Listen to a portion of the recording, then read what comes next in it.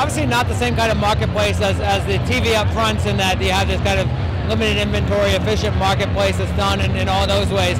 What it is, the same kind of marketplace, is that it's really this great opportunity to expose a lot of people at once to the content capabilities that all of these companies have. And what's really great for brands is that the number of options of where they do that is increasing.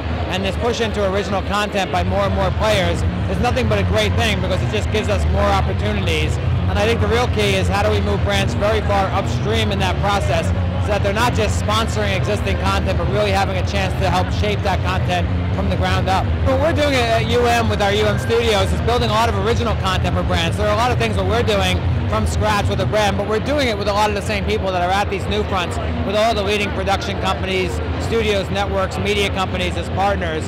And so what the new fronts allow us to do is really have that conversation around, here's the talent you're working with, here are the ideas you're working with, here are the brands we're working with.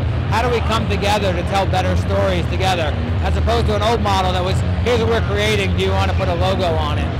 What's really interesting is, we have this back and forth for forever now about, it's content is king, distribution is king, and the answer is yes. And what we tell people is they're equally important, and the worst thing that you can do is to develop a content idea in a vacuum and not have an idea of how it's going to find an audience, how it's going to be discovered, how it's going to be shared, and vice versa, to have a distribution partner but not have the right idea for the brand. And so it's really important to understand the audience you're trying to reach, the content you're developing, their habits, their behaviors, and all the ways that you can tell that story. So I think a lot of brands used to have this idea that here was all of their other marketing and media activity, and then they would tack a content strategy on the end.